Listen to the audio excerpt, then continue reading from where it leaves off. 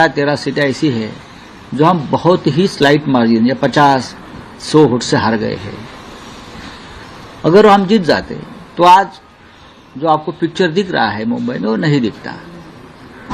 फिर भी बीजेपी और शिंदे के पास सिर्फ 4 का बहुमत है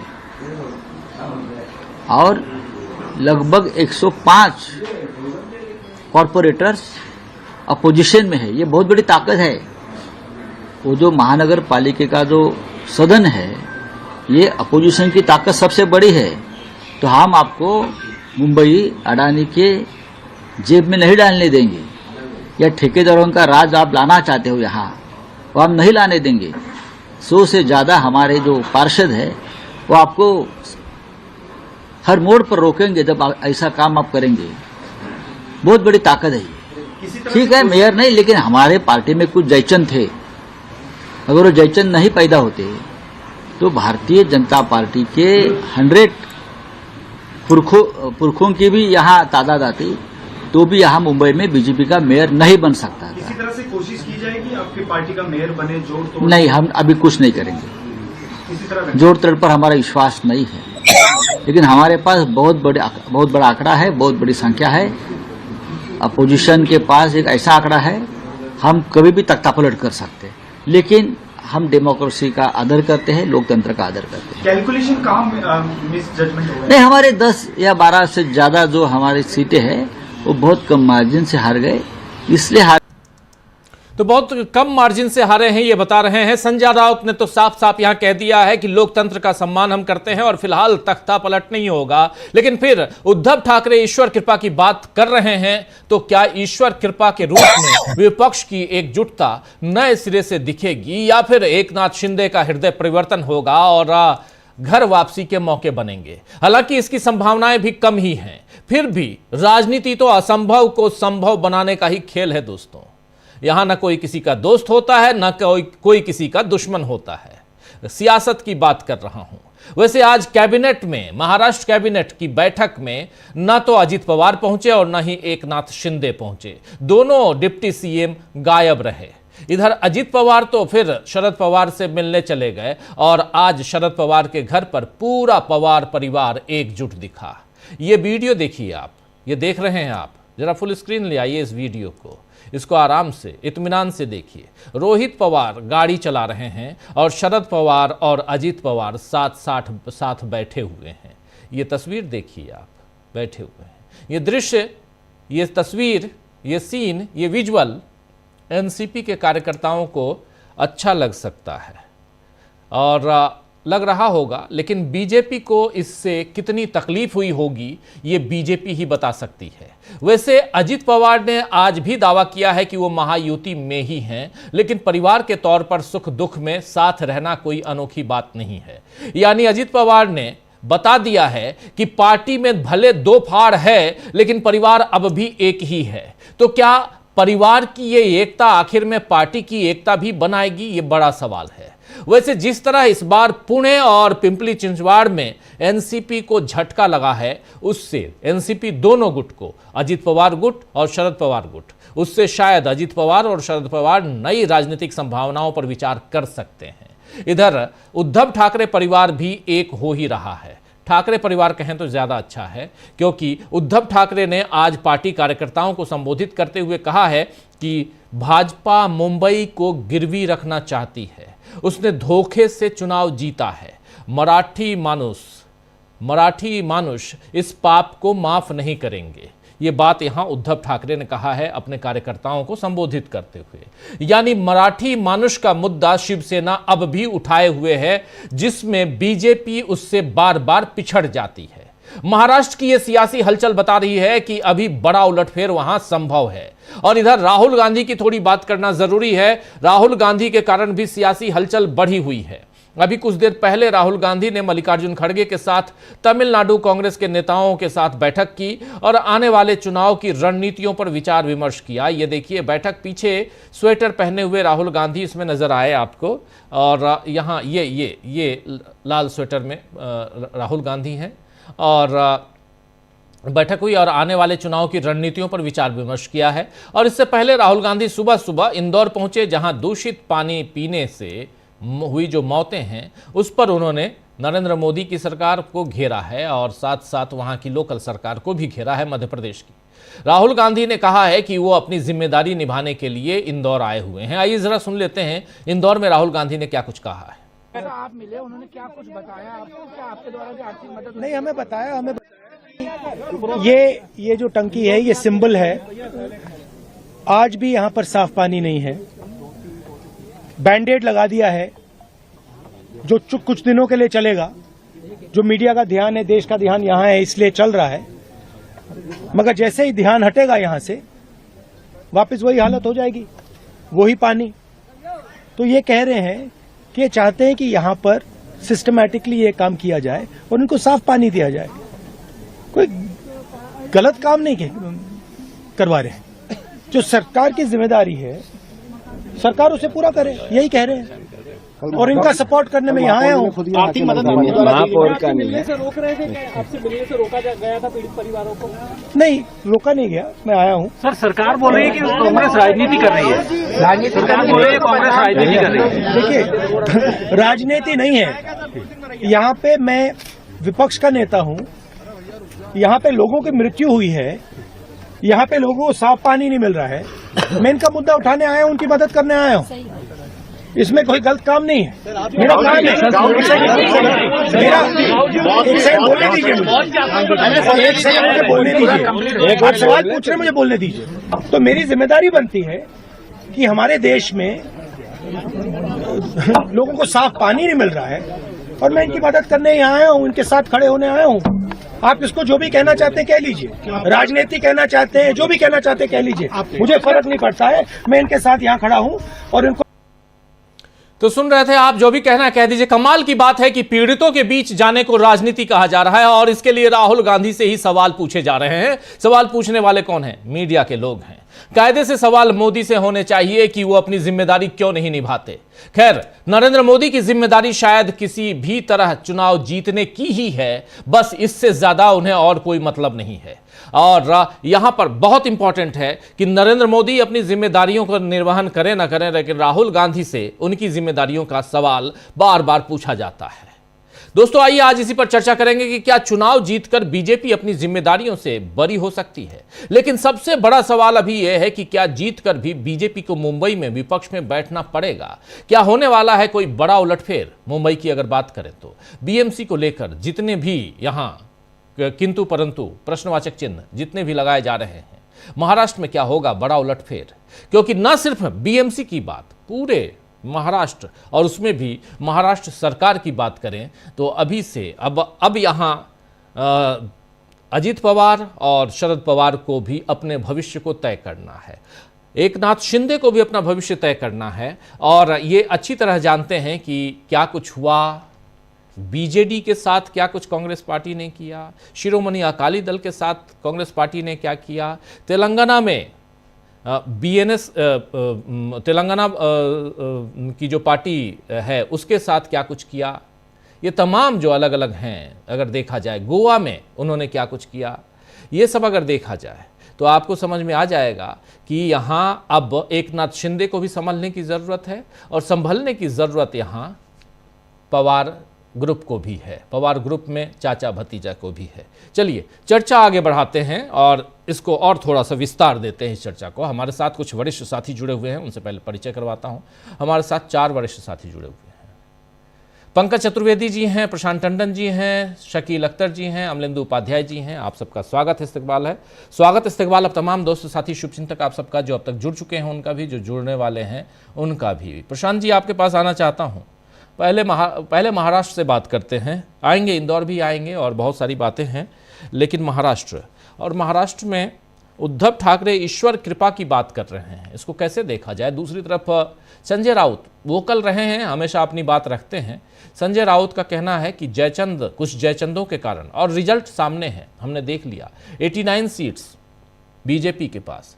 बीजेपी बिल्कुल इतनी मेहनत के बाद भी बीजेपी उस 114 के जादुई आंकड़े को नहीं छू पाई। सबसे ज्यादा सीटों पर लड़ी है बीजेपी अपने गुट में, उसके बाद भी कैसे देखते हैं पूरे घटनाक्रम को आप, इस चुनाव को?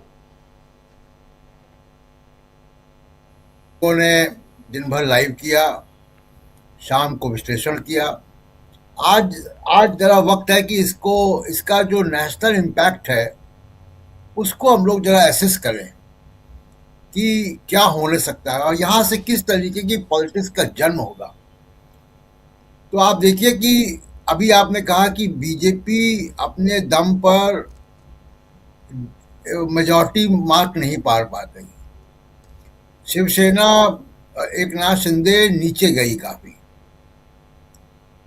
और ये तब हो रहा है 15 तारीख को राजीव जी वहां वोट हुआ है और 14 तारीख को 1,500 रुपए महिलाओं के अकाउंट में ट्रांसफर हुए। तो ये सब करके आप अकाउंट में ट्रांसफर पैसा करके, आप इलेक्शन प्रोसेस को हाईजैक करके, इलेक्शन कमीशन को साथ में लेकर, कॉर्पोरेट मनी के सहारे, सोशल मीडिया में बहुत चर्चा पैसे बांटने की भी है, इन सब के बाद भी आप मेजॉरिटी मार्क नहीं पार कर पाए। ये बड़ा सवाल है कि बीजेपी का जो ऑर्गेनिक, जो उनका अपना एक पॉलिटिकल आधार है, वो जो है उसकी सच्चाई बयान कर रहा है कल का इलेक्शन जी। कि इतना करने के बाद, और उद्धव ठाकरे जिनको मैं कहूंगा कि कल के मैन ऑफ द मैच वही हैं, उद्धव ठाकरे 65 सीट पे, और वो भी तब जब उनकी पार्टी तोड़ दी, उनका सिंबल ले लिया, उनकी पार्टी का नाम ले लिया, सीबीआई ईडी लगा दी, सरकार गिरा दी, सुप्रीम कोर्ट खामोश रहा। इन सब परिस्थितियों में भी उद्धव ठाकरे अपना राजनीतिक अस्तित्व बचाने में कामयाब हो गए। ये नेशनल पॉलिटिक्स के लिए बड़ी घटना है, क्योंकि मुंबई एक फाइनेंस कैपिटल है भारत का, और वहां से बहुत सारी चीजें तय होती हैं। दूसरी बात कि कांग्रेस, जहां तक मेरी जानकारी है कि तीन जगह पे कांग्रेस नंबर 1 है, उसका म्युनिसिपल कॉर्पोरेशन में कब्जा है। 3-4 जगहों पे नंबर 2 है। मुंबई में 24 सीटें हैं। तो अब ये जो स्थिति बन रही है, तीसरा एक फैक्टर पवार साहब का आपने जिक्र किया। पवार साहब के बारे में बात करूंगा, लेकिन वो पुणे में उनकी बहुत स्टेक्स थी, दोनों साथ आए, अजीत पवार और शरद पवार अपने तमाम मतभेदों को पीछे रख के आगे आए। बीजेपी संबंध भी खराब हुए अजीत पवार के, और उसके बावजूद भी वहां पे वो कुछ कर नहीं पाए। तो उनकी भविष्य की राजनीति पे बड़े सवाल खड़े होते हैं। शरद पवार को लेकर एक बात कहना चाहता हूं कि देखिए, वो बड़े तजुर्बेकार, सबसे तजुर्बेकार नेता हैं, उनका बड़ा कद है, लेकिन वो इंडिया गठबंधन को जो कंट्रीब्यूट कर सकते थे वो कर नहीं पाए, और उनकी तरफ से बहुत सारी नकारात्मक खबरें मीडिया में आती हैं। कभी वो अडानी से मिल लेते हैं, कभी कुछ बयान देते हैं। मेरे ख्याल से उनका राजनीति में के हाशिए पे जाना इस म्युनिसिपल इलेक्शन में इंडिया गठबंधन को एक तरीके से कहूंगा कि ब्लेसिंग इन डिस्गाइज है, कि वो निगेटिविटी का जो पूरा एक माहौल इंडिया गठबंधन में आता था उसमें कमी आएगी, क्योंकि उनको जनता ने जो है अपना जगह दिखा दी, और जनता ने दिखा दिया कि नकारात्मक राजनीति की वीडियो डाउन जगह हो गया नहीं जी। है। जी प्लीज ठीक है। अच्छा, दूसरी बात की देखिए, अब कांग्रेस पार्टी को कॉर्पोरेट ने सपोर्ट नहीं किया, मीडिया ने सपोर्ट नहीं किया, उद्धव ठाकरे को सपोर्ट नहीं किया, उसके बावजूद इनका वजूद है। तो अब कॉर्पोरेट इंडिया को या इस मीडिया को, तमाम लोगों को सोचना पड़ेगा, इलेक्शन कमीशन को, कि देखिए इन सब के बावजूद अगर ये सरवाइव कर रहे हैं पॉलिटिक्स में, तो जब इनका वक्त आएगा तो ये इनके पास कोई बैगेज नहीं, कभी आपने हमारी मदद की थी। तो ये पॉलिटिकल सिनेरियो को, आगे के पॉलिटिकल सिनेरियो को डिफाइन कर रहा है कि देश की आगे की राजनीति कैसे चलेगी। जी राजीव। जी बिल्कुल बिल्कुल, आप सही कह रहे हैं कि देश की आगे की राजनीति कैसे चलेगी। यहां पर तस्वीरें कुछ और बयां करती हैं, आप देख लीजिए। एक तरफ उद्धव ठाकरे कह रहे हैं ईश्वर की कृपा रही तो हमारा ही मेयर होगा, दूसरी तरफ इधर पवार परिवार जो है वो एक साथ एकजुट नजर आता है। और आज ना ही कैबिनेट की बैठक में ना ही अजीत पवार शामिल हुए महाराष्ट्र के उप मुख्यमंत्री, और न ही एकनाथ शिंदे शामिल हुए। पवार को भी सोचना है कि अपनी पार्टी कैसे बचाएं, क्योंकि उनकी पार्टी को मात्र 3 सीटें बीएमसी में मिली हैं। और उनके अलावा एकनाथ शिंदे को भी सोचना है कि जिनको सिर्फ और सिर्फ 29 सीटें मिली हैं। और यहाँ जो जिस जयचंद की बात कर रहे थे संजय राउत, वो जयचंद आखिर यहां पर बताने की जरूरत नहीं है कि कौन है और क्यों ऐसी बात कर रहे थे। जल्दी से पंकज जी आपके पास आता हूं, फिर शकील जी आपके पास आता हूं।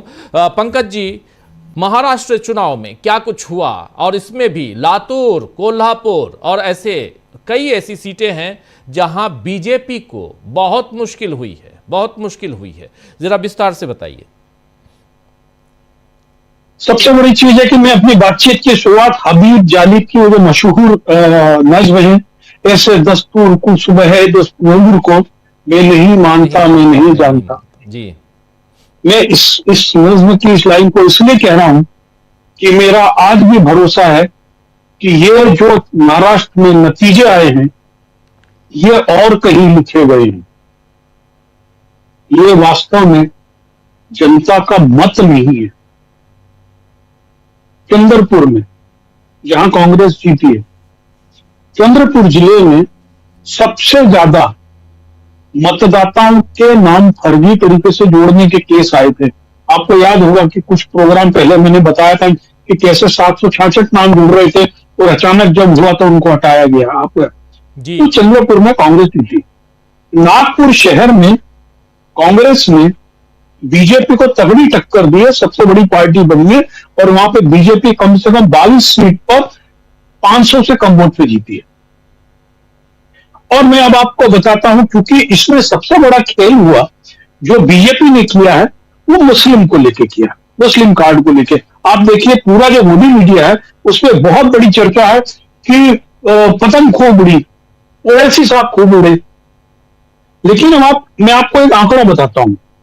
मालेगांव 76% मुस्लिम है, वहां पर एक स्थानीय पार्टी जो है इस्लाम पार्टी वो आ गई और वहां पर जो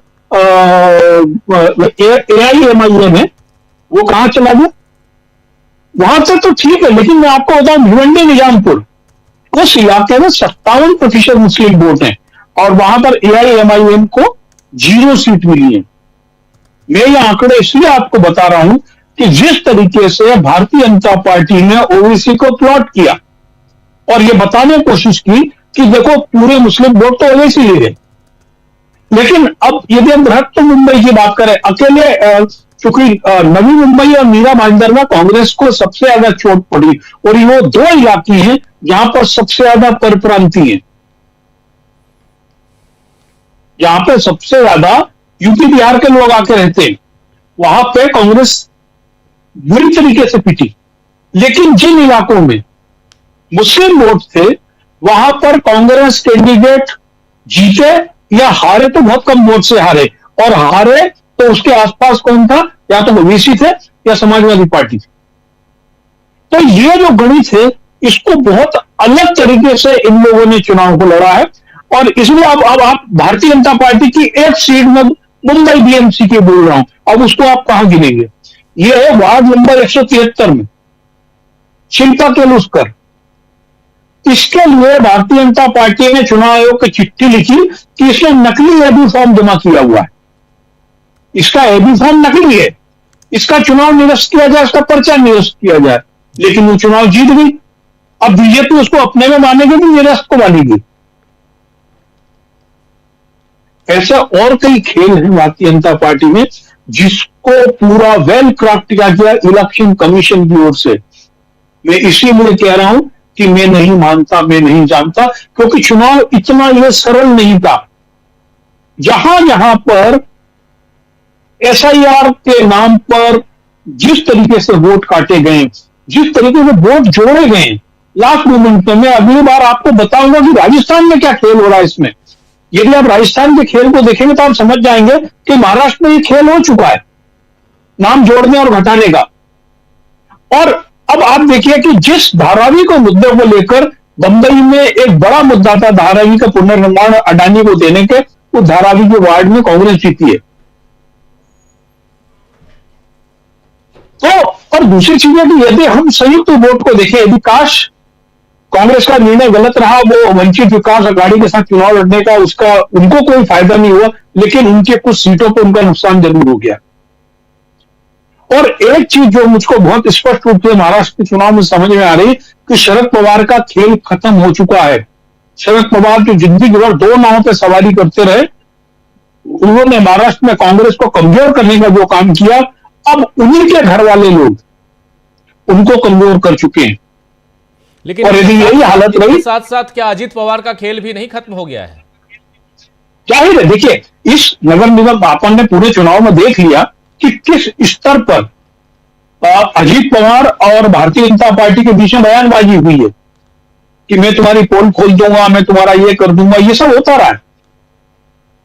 क्योंकि अब इस स्थिति में लगता है कि शरद पवार के सॉरी अजित पवार का फडणवीस के साथ में चलना मुश्किल है, क्योंकि जो हमारी खबर है वो इसके अकॉर्डिंगली भारतीय जनता पार्टी एक बड़ा ऑपरेशन लोटस अब अजित पवार के साथ ही कर रही है। और अभी जो मुझे जानकारी मिली है उसके अकॉर्डिंगली एकनाथ शिंदे को अपने पार्षदों पर भरोसा नहीं है। सभी 29 पार्षदों को सामान देकर इकट्ठा कर दिया गया और कोलाबा के होटल में उनको ले जाया जा रहा है। जी, वो ताज उनके होटल फोन चुरा लिए जा रहे हैं। ऑलरेडी 3 दिनों के लिए ताज होटल में ठहराया गया है उनको, है ना, अगले 3 दिन। तो ये क्योंकि जो एक देखिए महाराष्ट्र में बंबई जो था वो शिवसेना का एसिड टेस्ट था कि असली शिवसेना कौन सी है।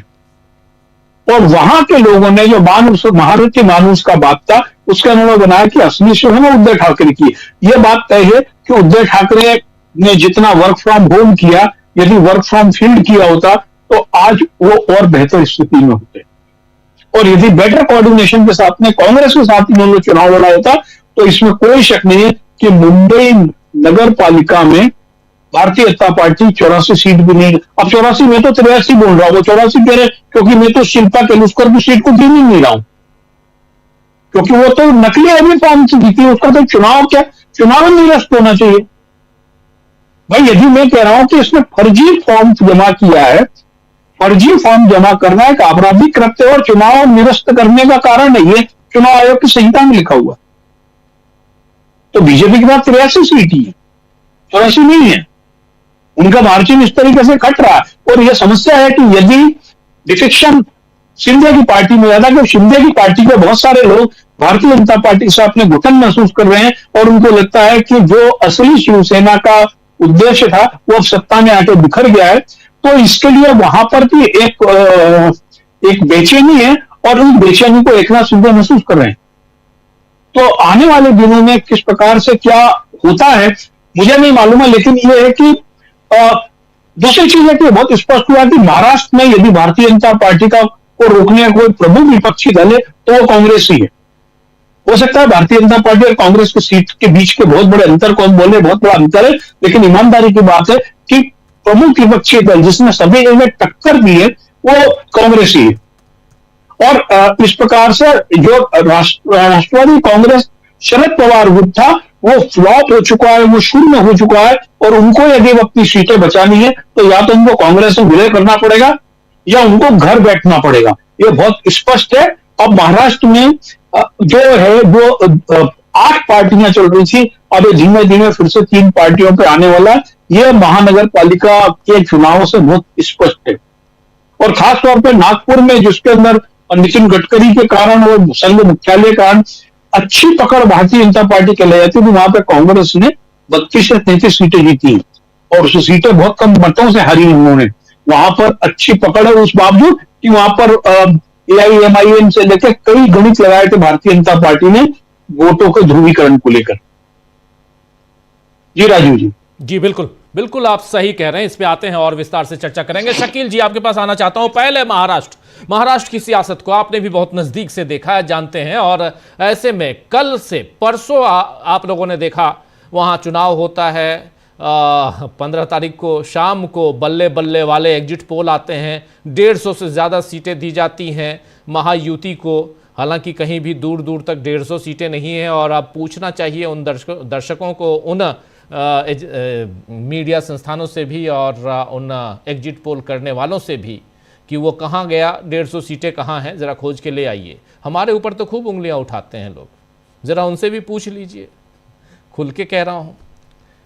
लेकिन जब हम सही कहते हैं, और जो बातें अभी कह रहे हैं पंकज जी, ऐसी चीज़ों को निकाल दीजिए तो हम 100% सही हैं, दावे के साथ कह रहे हैं। और शकील जी, आप अच्छी तरह से जानते हैं, क्योंकि कल भी मैं कह रहा था कि हम तो लोगों से मिलकर बात करते हैं, लोगों से पूछते हैं, लोगों की राय, वो मशीन की राय पूछते हैं, तो लोग और मशीन में फ़र्क होता है।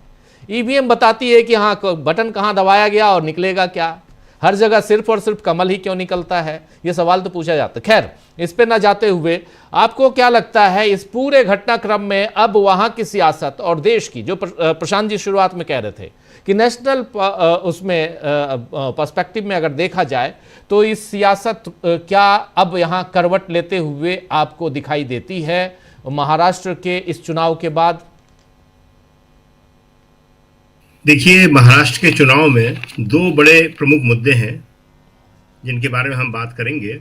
लेकिन सबसे पहले जो आपने कहा कि हमसे पूछते हैं, आपसे तो पूछेंगे, वो कांग्रेस से भी पूछेंगे, राहुल से भी पूछेंगे, विपक्ष से भी पूछेंगे, मगर जिनसे पूछना चाहिए उनकी तारीफें करेंगे, उनके बारे में खुद अपनी तरफ से सारी की सारी बातें कह देंगे।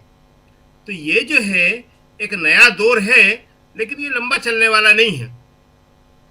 लोग जो है अब अपनी मर्जी से नहीं कर रहे हैं ये सब, उन्हें सुबह व्हाट्सएप मैसेज के जरिए ये बताया जाता है कि आज आपको क्या करना है, क्या नहीं करना है, ये सब उसी का परिणाम है। खैर, तो देखिए राजीव जी, ये महाराष्ट्र का जो चुनाव है, इसके बाद सुबह से, आज से जो हम व्हाट्सएप का जिक्र कर रहे थे, यहाँ फिर आएगा वो मैसेज जाना शुरू हो गए। भक्तों से कह दिया, गोदी मीडिया से कह दिया कि अब तुम एक नई अवधारणा जो है वो बाजार में डाल दो। वो अवधारणा क्या थी कि कांग्रेस जो है खत्म हो गई है, समाजवादी पार्टी, टीएमसी सब खत्म हो गए हैं। अब दो ही पार्टियों की राजनीति देश में चलेगी, एक हिंदू पार्टी, एक मुस्लिम पार्टी। मुस्लिम जो है वो ओवैसी की तरफ जा रहे हैं, और हिंदू पार्टी तो ऑलरेडी बीजेपी है ही। ये जो सावरकर ने राजनीति शुरू करी थी, जो जिन्ना ने राजनीति शुरू करी थी, देश को बांटने की राजनीति की, ये बीजेपी फिर शुरू कर रही है, क्योंकि उसे ये सबसे ज्यादा सूट करती है। लेकिन कांग्रेस कभी भी किसी एक धर्म की पार्टी नहीं हो सकती, समाजवादी नहीं हो सकती, टीएमसी नहीं हो सकती। क्यों? क्योंकि इन लोगों को अभी भी देश की चिंता है। प्रधानमंत्री मोदी कई जगह बोलते हैं, अभी राष्ट्रमंडल देशों का एक सम्मेलन हुआ, 60-70 देशों के लोग आए थे, प्रधानमंत्री जी वहां पे विविधता बता रहे थे कि हमारे देश में इतनी विविधता है, भाषा अलग है, संस्कृति अलग है, खान पान अलग है, और हम एक हैं। लेकिन अपने क्रियाकलाप में उस विविधता का पालन नहीं करते। वहां वो कहते हैं और चाहते हैं कि सारे हिंदू मुझे ही वोट दें। तो ये हिंदू पार्टी, मुस्लिम पार्टी, ये बीजेपी का एक नया कॉन्सेप्ट है, और इससे सबसे ज्यादा सावधान रहने की जरूरत मुस्लिम को है।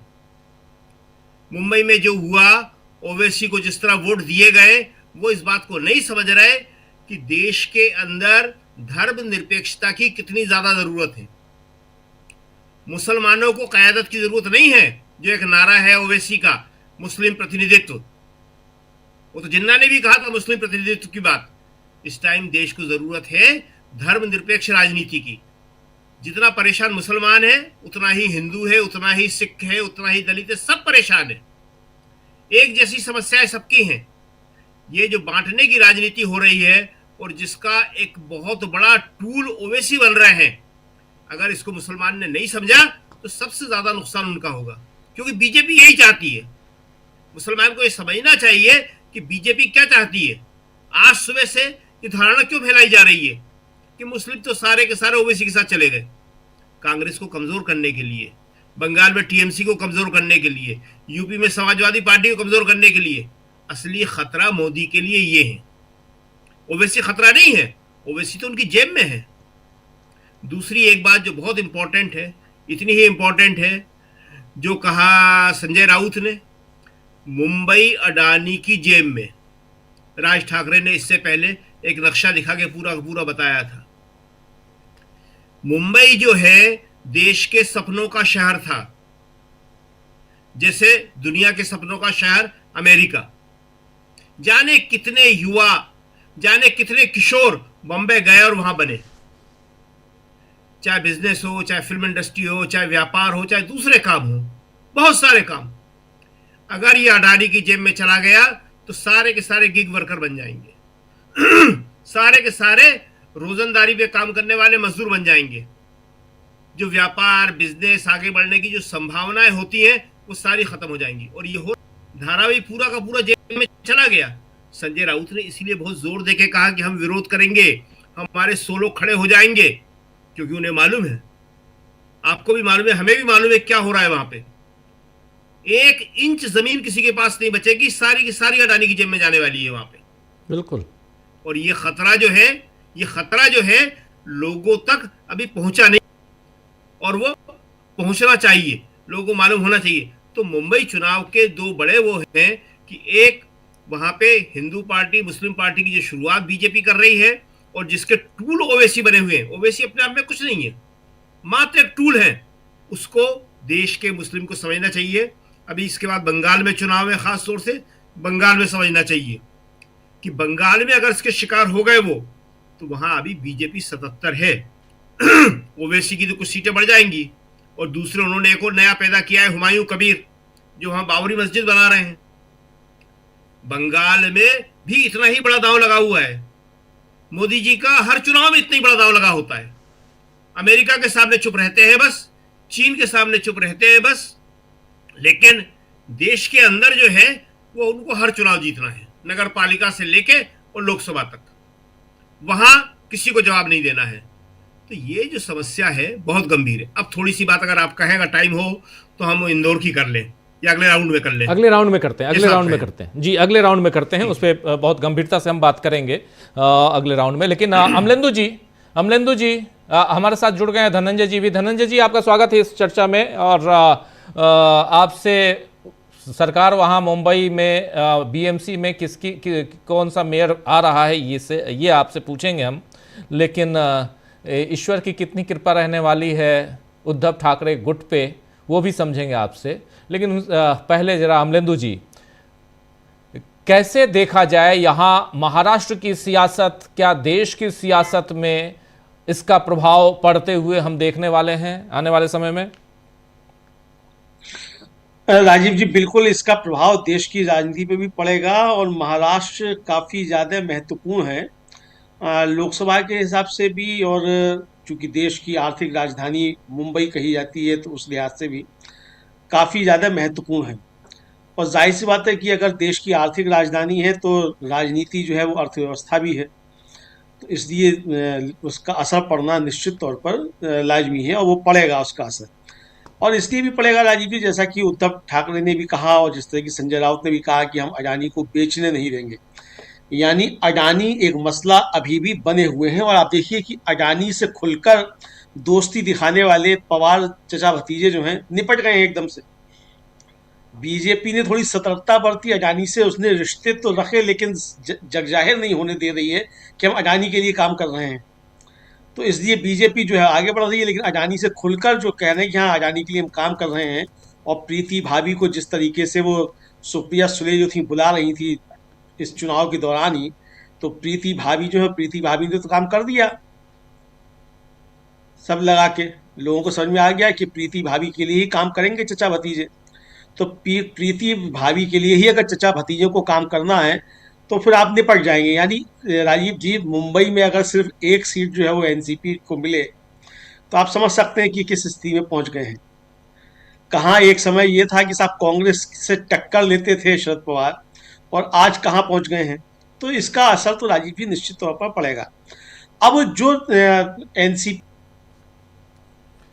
लाइट चली गई आपके यहाँ अमलेंदु जी, ये साफ दिख रहा है लाइट चली गई, कोई बात नहीं है, अंधेरे में प्रकाश खोजिए आप तब तक। और इधर धनंजय जी के पास आता हूँ जरा। धनंजय जी, उद्धव ठाकरे का यह बयान कितना मायने रखता है कि ईश्वर की कृपा रही तो हमारा ही मेयर होगा? और जयचंद कौन कौन है वहाँ पे? संजय राउत कह रहे हैं इन जयचंदों के कारण हमारी आज सरकार नहीं बन रही है, लेकिन फिर भी हम बहुत मजबूत हैं, 100 से ज्यादा विपक्ष के लोग हैं। देखिए, अब जयचंद तो सबको पता है, खाली उद्धव को नहीं पता ऐसी बात नहीं है, सबको पता है कि जयचंद कौन है, शिवसेना कैसे टूटी, शिवसेना को किन कारणों से तोड़ा गया। उसमें अगर मैं नाम नहीं लेना चाहता हूं, अगर नाम लीजिए तो चीफ मिनिस्टर से लेकर तमाम लोग आ जाते हैं, दिल्ली से लेकर के महाराष्ट्र नागपुर तक के लोग आ जाते हैं उसमें। लेकिन चूंकि आमतौर पे लोग समझते हैं कि शिंदे ही हो सकते हैं, लेकिन शिंदे तो पार्टी के भीतर से टूट के, लेकिन जिस शिवसेना के कंधे पे चढ़ करके बीजेपी इतनी बड़ी बनी, जिस शिवसेना के प्रमुख बाला साहब ठाकरे की वजह से नरेंद्र मोदी का मुख्यमंत्री पद बचा रहा था, याद कीजिए उस समय जब वाजपेयी ने कहा था कि राजधर्म निभाइए। तो जयचंदों की जब बात कही है तो ढेर सारे जयचंद होंगे, मैं क्यों खोलूं वो बात। लेकिन महत्वपूर्ण ये है कि शिंदे गुट के नगर सेवक बांद्रा के एक 5 स्टार होटल में जमा किए गए। अरे भाई, ऐतिहासिक जीत मिली, आपकी सरकार है, फिर आप नगर सेवक को होटल में क्यों जमा कर रहे हो? सबको बाकायदा आदेश दिया गया कि 4 बजे तक सारे नगर सेवक फलाना होटल में पहुंच जाएं, लेकिन बीजेपी के नगर सेवकों को नहीं बुलाया गया, शिंदे के नगर सेवक को बुलाया गया। और जिस तरह से लोग समझ रहे थे, खास करके बीजेपी के लोगों को जिस तरह का लग रहा था कि विधानसभा चुनाव में जैसा हुआ था उससे उनको अनुमान भी था कि पूरा जो है इस बार तो उद्धव ठाकरे का सारा खत्म कर देंगे, उद्धव ठाकरे कहीं नजर नहीं आएंगे, जैसे शरद पवार या अजित पवार का हुआ वैसे।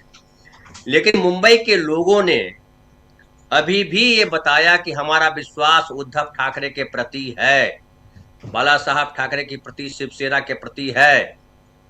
और शिंदे को मात्र 29 सीटें मिली, बीजेपी साथ में इतना बड़ा। मुंबई में तो हमेशा शिवसेना का गढ़ रहा, मुंबई ठाणे में गढ़ है उनका, शिंदे का पैसा, तमाम चीजें, अडानी क्या नहीं है।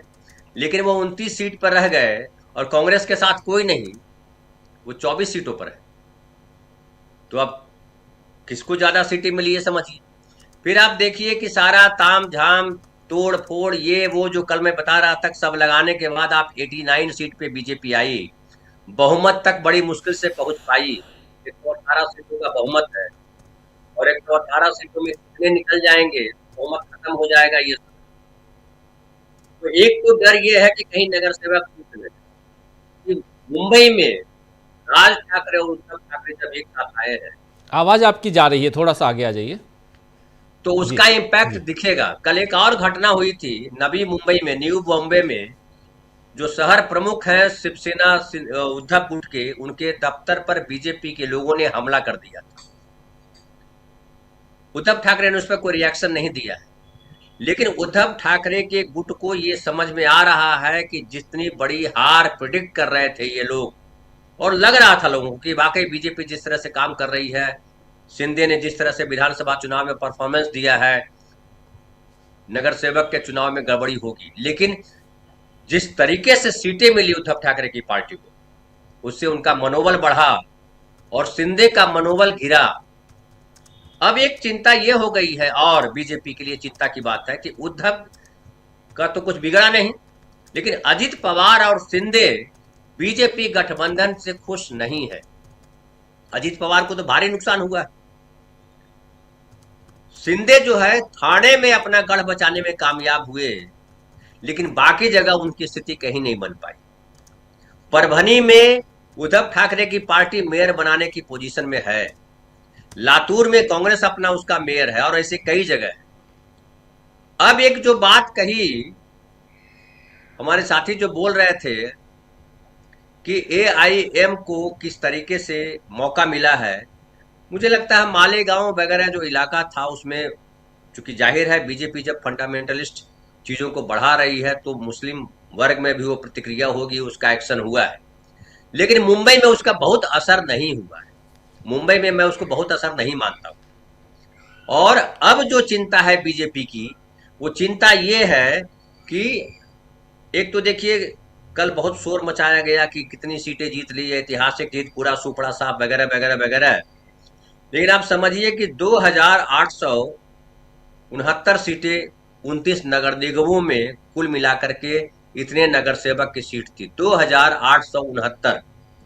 इसमें से बीजेपी प्लस यानी बीजेपी गठबंधन को 1425 सीटें मिली, मतलब आधे से भी कम मिली है, 7-8 सीटें। तो इसका मतलब आधे किसके पास गई सीटें? तो गैर बीजेपी दलों के पास गई सीटें।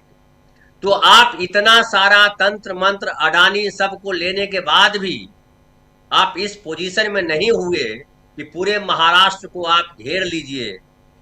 तो इससे पता लग रहा है कि बीजेपी का मीडिया जिस तरह से चिल्ला रहा है उस तरह से जमीन पे स्थिति नहीं है। ठीक है, ज्यादातर नगर सेवक आपके बन गए हैं, लेकिन उसमें धन बल, उसमें और दूसरे बल किस तरह से काम किया वो आप नेशनल मीडिया में हैं, आप जानते हैं मीडिया किस तरह से काम करता है। महाराष्ट्र में मीडिया किस तरह से काम किया, चुनाव आयोग ने अपने तरीके से काम किया, जो लोगों के नाम काटे गए वो काम किया। लेकिन बावजूद उसके जिस तरह की जीत का ऐलान किया जा रहा है या जीत का ढोल पीटा जा रहा है, ढिंढोरा पीटा जा रहा है, कल का आप देख लीजिए, कल क्या चल रहा था। लग रहा था कि मुंबई में सब साफ हो गए, खाली बीजेपी है। लेकिन आज क्या स्थिति? आज स्थिति है कि भय व्याप्त है बीजेपी के ग्रुप में। शिंदे के लिए दो स्थिति है। एक स्थिति है कि वो अपनी पार्टी के नगर सेवकों को बचाएं कि कहीं टूट के न चला जाए। दूसरी स्थिति ये है जो कल मैंने कहा था कि शिंदे के पास निगोशिएशन का वैल्यू आया है। शिंदे अब निगोशिएट करने वाली पोजीशन में है। और मुंबई में जो अडानी का कब्जा चाहिए जिस तरीके से, अगर बीजेपी का मेयर नहीं बनता है तो जाहिर है अडानी को ज्यादा पैसे खर्च करने पड़ेंगे। और अडानी जब पैसे खर्च करेंगे तो कितना पैसा खर्च होगा, किस तरह से और पार्टियां उसको देख पाती हैं, ये महत्वपूर्ण है। तो जो नैतिकता की बात है, जो चुनाव के समय जो आदर्श की बात की जाती है, जो आम आदमी की चिंताएं हैं, वो सारी गायब है। अब चिंता सिर्फ ये है कि नगर से मेयर कौन बनेगा और क्या देना पड़ेगा बदले में शिंदे गुट को। तो उद्धव ठाकरे के गुट को मैं कहूंगा कि दोनों हाथ में उनके लड्डू है। ठीक है, उनका मेयर नहीं आया, उनकी पार्टी बहुमत नहीं ले पाई, लेकिन उनके लिए संभावनाएं बढ़ी हुई है। जो विश्वास उनको मिला है, दोनों भाई साथ आए हैं। और राज ठाकरे के लिए जो मैंने कल भी कहा था, शायद आपके भी चैनल पे कहा था, कि राज ठाकरे के लिए एक नसीहत है कि मराठीवाद को लेकर के जो आप मारपीट करते हैं दफ्तरों में घुस करके, इसको रोकिए। इससे न मराठी खुश है न गैर मराठी खुश है। तो आप अपनी संस्कृति की बात कीजिए, अपनी विविधता की बात कीजिए, लेकिन संविधान के दायरे में बात कीजिए। और उद्धव को ये मिला है कि उद्धव ने हमेशा इस बात का ध्यान रखा कि वो मराठीवाद ना हो, प्रांतवाद ना हो, सबकी बात कही। और उद्धव की एक तरह से जीत हुई है, उद्धव की राजनीति को कुछ सफलता मिली है मुंबई में। और ये बहुत बड़ी संभावना है आने वाले समय। जो बीजेपी सोच रही थी अकेले हिंदुत्व के लिए है, अकेले हम जो है हावी हैं मराठीवाद को लेकर के, अब वो टूटा है और शिंदे कमजोर हुए हैं। तो ये है फिलहाल मुंबई की स्थिति। राजीव भाई जी जी, बिल्कुल बिल्कुल आप सही कह रहे हैं। उद्धव ठाकरे यहाँ पर, उद्धव ठाकरे को खत्म करने की कोशिश, लेकिन उद्धव ठाकरे यहाँ एक बार फिर नजर आ रहे हैं उस हिसाब से, उस लिहाज से कि उन्होंने सेकंड पोजीशन, अगर ऐसे देखा जाए, 65 सीटें बीएमसी में, और उसके साथ साथ आप देख रहे थे जिसमें कांग्रेस पार्टी 24 सीटें, कांग्रेस की का भी बहुत ही अच्छा प्रदर्शन कहा जा सकता है। ऐसी स्थिति में प्रशांत जी, कैसे इस फिगर को देखा जाए? उद्धव ठाकरे की सियासत पर थोड़ी सी चर्चा ज़रूरी है। और अभी पिछले दिनों जिस ढंग से शिवसेना, जो बाला साहब ठाकरे की शिवसेना थी, जो दो भाग में नहीं बटी थी, उस शिवसेना की सियासत और कांग्रेस पार्टी की सियासत दो ध्रुव की सियासत थी। नॉर्थ और साउथ पोल की सियासत नजर आती थी, लेकिन दोनों एक साथ आए। हम लोगों ने देखा, टूटने से पहले आए, महाविकास अघाड़ी बना और सत्ता पर काबिज हुए। लेकिन खैर उसके बाद परिस्थितियां महाराष्ट्र की बदली। उद्धव ठाकरे ने खुद को, जैसे भी कह रहे थे धनंजय जी, उद्धव ठाकरे ने खुद को काफी बदला है। जिस उत्तर भारतीयों के खिलाफ आग उगलती थी ये पार्टी, वहां उद्धव ठाकरे, और एक और भी इस चीज को शायद आप लोगों ने भी गौर फरमाया होगा, उद्धव ठाकरे जब मीडिया से चर्चा करते हैं तो हिंदी में भी बात करते हैं। शुरुआती दिनों में सिर्फ मराठी बोलते थे, याद कीजिए, इनकी प्रेस कॉन्फ्रेंस सिर्फ मराठी में होती थी। लेकिन ये धीरे धीरे हिंदी भी, यानी देश के दूसरे भाग के जो लोग हैं, और चाहे वो महाराष्ट्र से बाहर ही क्यों ना उन्हें सुन रहे हैं, उनको भी अपना पैगाम पहुंचाना है। ये परिवर्तन यहां दिखाई दिया। और इन सब के बीच थोड़ी सी चर्चा, हम इंदौर भी चलेंगे, उधर भी करेंगे चर्चा, लेकिन यहीं से शुरुआत कीजिए प्रशांत जी। ठाकरे का इस चुनाव में राजनीतिक कद बढ़ा है। एक गंभीर राजनीतिक के तौर पे वो एक अग्नि परीक्षा से बाहर निकल गए। अभी मैंने चर्चा की कितना उनके साथ जो है वो जास्ती हुई, और उन जातियों के बावजूद वो सरवाइव कर गए। जो एक बात कही जा रही थी कि ठाकरे ब्रांड, तो ठाकरे ब्रांड तो बचा हुआ है। दूसरी बात जो और प्रमुख है कि देखिए, उद्धव ठाकरे का सफर अब इंडिया गठबंधन में और मजबूती से चलेगा। उन्होंने बीजेपी जिसने उनकी पार्टी को तोड़ा, एकनाथ शिंदे जिसने उनकी पार्टी को तोड़ा, उनके खिलाफ सत्ता के बाहर रहकर चुनाव आयोग से लड़कर इतनी बड़ी जीत हासिल की है। तो वाकई वो, मैंने इसीलिए कहा था कि वो man of the match Uddhav Thackeray हैं। और उद्धव ठाकरे की जीत इसलिए भी और महत्वपूर्ण है कि पिछले 5-7 सालों में उद्धव ठाकरे ने परंपरागत जो शिवसेना की राजनीति थी उससे आगे बढ़े। वो, आप आदित्य ठाकरे की भाषा सुनिए। आदित्य ठाकरे की रैलियों में वो बात केवल मराठी मानुस की नहीं करते हैं, वो तमाम सारी नई बातें, विकास की, पर्यावरण की, क्लाइमेट चेंज की, ये सब बातें भी करते हैं। तो एक कंप्लीट ट्रांसफॉर्मेशन, जो आइडियोलॉजिकल ट्रांसफॉर्मेशन हुआ है शिवसेना में, वो बड़ा इम्पोर्टेंट है। और उसको मुंबई के लोगों ने और महाराष्ट्र के लोगों ने स्वीकारा है। ये बड़ी बात है। इसलिए आप देखिए कि 65, अब जो धनंजय जी बताएंगे कि महाराष्ट्र में अब उतने ज़्यादा मराठी स्पीकिंग लोग नहीं बचे हैं जितना कि आज से 20 साल पहले थे। काफ़ी जो वहाँ पे प्रवासी भारतीय हैं, गुजरातियों का वर्चस्व हमेशा से रहा है वहाँ पे। केवल मराठी मानुस के बल पे इतनी सीटें नहीं आती। ये उनका जो, जिसको कहें कि बैंडविड्थ जो है, पॉलिटिकल बैंडविड्थ बढ़ा है। तो उनको केवल मराठी भाषी लोगों ने वोट नहीं किया है, उनको मुसलमानों ने वोट किया है, उनको उत्तर भारतीयों ने वोट किया है, उनको और लोगों ने ही वोट किया है, और तभी वो इतनी सीटें ला पाए हैं। और इतनी विपरीत स्थिति में कि बीजेपी चुनाव अकेले नहीं लड़ती है। बीजेपी तमाम हथकंडों के साथ चुनाव लड़ती है। वो लेवल प्ले फील्ड को डिस्टर्ब करती है। मैंने अभी बताया आपको पहले कि 15 तारीख को वहाँ वोटिंग हुई है, 14 तारीख को पैसा ट्रांसफर हुआ है। पैसा ट्रांसफर का कारनामा हम लोग बिहार में देख चुके हैं, अभी असम में यही चीज हो रही है। तो इन सब के बावजूद अगर महाराष्ट्र की जनता ने एक राजनीति को बचाया है अपने यहाँ, तो महाराष्ट्र की जनता को बड़ा सलाम जी। उन्होंने इस राजनीति को बचाया है कि ये corporate, election commission, CBI, ED, गोदी मीडिया, नफरत की राजनीति के अलावा भी एक राजनीति और है जिसको बचा रहना चाहिए। तो महाराष्ट्र की जनता ने उस राजनीति को बचाया है। और इसलिए मैं कह रहा हूँ कि इस रिजल्ट का नेशनल पॉलिटिक्स में बहुत इम्पैक्ट होने जा रहा है। अब आप देखिए कि इस वक्त नरेंद्र मोदी की स्थिति क्या है। चाबार से वापस आ गए ईरान से, अमेरिका के दबाव में। और इसी चुनाव के पहले वो बड़ी बड़ी बातें कर रहे थे कि कितना उनका बड़ा विजन है कि चाबार में वो गए। चाबार में मोदी जी नहीं गए, पहले से था भारत वहाँ पे, लेकिन विथड्रॉ हो गए क्योंकि अमेरिका ने, वो ट्रंप ने धमकी दे दी ईरान के साथ 25% टैरिफ और लगा देगा, और लगा चुका है वो। और आप देखिए दूसरी बात जो कभी किसी सरकार में नहीं हुई कि मुकेश अंबानी वेनेजुएला का तेल खरीदने के लिए सीधे अमेरिका से बात कर रहे हैं। मोदी जी के थ्रू, प्रधानमंत्री या भारत सरकार के थ्रू वो बातचीत नहीं हो रही है, सीधे बात हो रही है जी।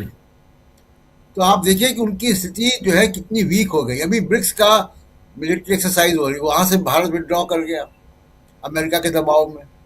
चीन, रूस सब हैं वहां पे, साउथ अफ्रीका सारे हैं, अकेला भारत, सऊदी अरबिया भी है, भारत नहीं। सारे ब्रिक्स कंट्रीज हैं, भारत नहीं है जो कि फाउंडिंग मेंबर है ब्रिक्स का। तो आप देखिए कि उनकी स्थिति एक वीडियो आपका फिर फ्रीज अंतरराष्ट्रीय जी, वीडियो फ्रीज हो जा रहा है आपका स्थिति। जी जी जी। तो एक दूसरी एक आखिरी बात कहूंगा कि ओवैसी में बहुत चर्चा हो रही है राजीव जी। ओवैसी का इस्तेमाल जो है वो हिंदू मतदाताओं को ध्रुवीकरण करने के लिए किया जाता है, उनका मुसलमानों से कोई मतलब नहीं है। और आप देखिए कि कभी मुसलमानों पे कोई हमले होते हैं, कुछ और होता है, तो ओवैसी साहब केवल भाषण देते हैं, वहां दिखाई देते नहीं है। और अगर उनकी पार्टी का ट्रैक रिकॉर्ड आप देखेंगे तो 2014 में पहली बार विधानसभा का चुनाव लड़ने वो तेलंगाना के बाहर आए। इसलिए मैं बहुत ज्यादा उसको तवज्जो इनको इसलिए देता हूँ कि जिस दिन बीजेपी का ग्राफ नीचे जाएगा, ओवैसी जी का भी नीचे जाएगा। वो चोली दामन का साथ है उनका। 2014 के बाद ही उनको लगाया गया विधानसभा का चुनाव लड़ने। पहली बार वो महाराष्ट्र में ही गए थे चुनाव लड़ने। 2017 में पहली बार उत्तर प्रदेश की विधानसभा में लड़े और बिहार में लड़े। तो ये जी को लगाया। मेरा वीडियो फ्रीज हो रहा है, मैं बात जी करता जी जी। नहीं, अपनी बात रखिए, अब आगे फ्रीज होगा तो फिर वो कर देंगे, रोक लेंगे जी जी। तो यही मैं कहना चाह रहा कि ओवैसी को लेकर बहुत फिक्र मुझको नहीं है, क्योंकि ओवैसी जी का जो भविष्य है वो मोदी जी के भविष्य के साथ टैग्ड है। उतना ही होगा जितना मोदी जी का भविष्य। जी जी, बिल्कुल बिल्कुल। फिर फ्रीज हो गए हैं आप, कोई बात नहीं।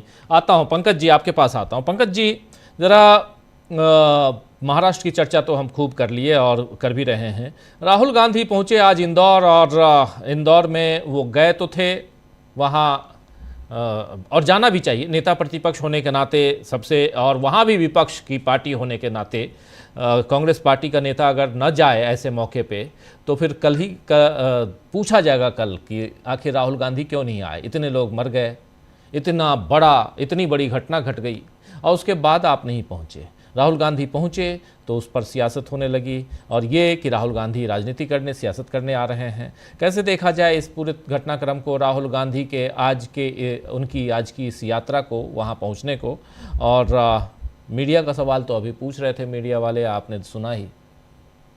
पंकज जी, इंदौर की चर्चा करने से पहले बस एक सेकंड में शकील साहब से एक बहुत बड़ी सहमति के साथ एक बात कहना चाहूंगा। शकील साहब ने बिल्कुल ठीक कहा कि इनकी सियासत वही है कि हिंदू पार्टी और मुस्लिम पार्टी, और Muslim party Owaisi party, Owaisi इन्हें मुस्लिम का डर दिखाना। लेकिन मैं शकील साहब आपको एक चीज बताऊं, मैं फिर कह रहा हूं कि बंबई में जितनी सीटें AIMIM को मिली वो वास्तव में एक नंबर के वोट से नहीं मिली है। ये एक परसेप्शन बनाने के लिए उस तरफ वोटों को कैसे भी मैनिपुलेट किया गया है, क्योंकि पूरे बंबई इलाके में मतदाता सूची बनाने में इतनी गड़बड़ियां हुई हैं। मैं घटना बताना चाहूंगा। नवी मुंबई में राज्य के वन मंत्री, नाम है गणेश नाइक, वो अपने परिवार के साथ वोट डालने गए, उनके पूरे परिवार का नाम ही नहीं था। उन्होंने वहां पर DM को बुलाकर बोला कि ये क्या तरीका है। और मेरे आसपास की कई ऐसी बिल्डिंग है जिसमें एक घर में रहने वाले 5 लोग हैं, उनके नाम 5 अलग अलग मतदान केंद्र पर हैं। तो किस तरीके के मतदाता सूचियों को मैनिपुलेट किया गया है वहां पर। मैंने इसीलिए अपनी जो बात को कहा था कि मैं ऐसे दस्तूर को नहीं मानता, नहीं जानता, फिर कह रहा हूं कि महाराष्ट्र के जो नतीजे हैं ये आए महीने लिखे गए हैं। अब मैं आता हूं इंदौर पर। इंदौर में आप देखिए कि आज राहुल गांधी वहां पहुंचे। राहुल गांधी की वहां जो जितने कार्यक्रम थे उसको वहां के कलेक्टर ने अधिकांश को मना कर दिया कि आप वो नहीं करेंगे। एक पब्लिक मीटिंग का भी प्लान था, वो नहीं हो पाया, क्योंकि 5 दिन पहले जब इंदौर में जीतू पटवारी के साथ में कांग्रेस कार्यकर्ताओं का प्रदर्शन था, तो ऐतिहासिक प्रदर्शन था, उसमें 50,000 लोग थे। राहुल गांधी की सभा को मना किया क्या? राहुल गांधी ने बोला कोई बात नहीं। वो दरवाजे पैदल चल के गए। उन्होंने 1-1 लाख रुपए दिए और लोगों को सरकारी नौकरी के लिए कोशिश करने का आश्वासन दिया। इस बीच में वहां जो नेता प्रतिपक्ष विधानसभा में उमंग सिंगार हैं, उन्होंने भी प्रत्येक परिवार को 50-50 हजार रुपए देने की घोषणा की। ये उस पोजीशन में है कि जब आज उस शहर में दूषित पानी से मरने वालों की संख्या 24 हो चुकी है। और सबसे बड़ी चीज है कि जिम्मेवारी फिक्स करने की जगह वो अभी लीपापोती हो रही है। और ये उस मध्य प्रदेश की बात कर रहा हूं जिस मध्य प्रदेश में हर जगह भारतीय जनता पार्टी जप्पा चप्पा भाजपा है, उसके बावजूद मध्य प्रदेश की राजधानी में नगर निगम भोपाल द्वारा संचालित स्लॉटर हाउस में 26 टन गाय का मांस मिलता है। ये तो मिला है, कितनी कट गई होंगी मालूम नहीं है। ये वो मध्य प्रदेश है। और वहां पे राहुल गांधी ने जिस तरीके से लोगों के बीच में जाकर किसी के घर जमीन पे बैठ रहे हो, किसी को गले लगा रहे हैं, किसी से बातचीत कर रहे हैं, यानी एक आम लोगों के बीच में, शायद मुझे नहीं लगता है कि भागीरथपुरा की बस्ती में इस तरीके से, क्योंकि आप वो सीन याद करिए, घंटे वाले मंत्री जो थे कैलाश विजयवर्गीय, जब वो उस बस्ती में गए थे तो वो कुर्सी में बैठे हुए थे और जिन लोगों के घर के लोग मरे थे वो जमीन में बैठे हुए थे। वो सीन इसका यदि हम समानांतर देखते हैं कि एक राहुल गांधी है जो दरवाजे जा रहे हैं, लोगों के साथ जमीन में बैठ रहे हैं, और एक लोकल आदमी है जो मंत्री है, जो विधायक है, वो कुर्सी में बैठा है और बिंतवारा सरी के लोगों को जमीन में बिठा रखा। तो राहुल गांधी का इस तरीके से जाना एक भारतीय राजनीति का, लोग उनको खूब बोले कि उनके कारण वोट नहीं मिल रहा है, ये नहीं हो रहा, सफल है असफल है, लेकिन राजनीति में मानवीय दृष्टिकोण होना चाहिए, राजनीति में लोगों के प्रति संवेदना होना चाहिए, राजनीति में लोगों के से सीधा जुड़ा होना चाहिए। वो राहुल गांधी एक नए किस्म की सियासत बार बार दे रहे हैं और बार बार प्रस्तुत कर रहे हैं। इस जगह पर मुख्यमंत्री के राज्य में आपको मीडिया की हरकत बताता हूं और बीजेपी की हरकत बताता हूं। इस घटना पे जिस समय राहुल गांधी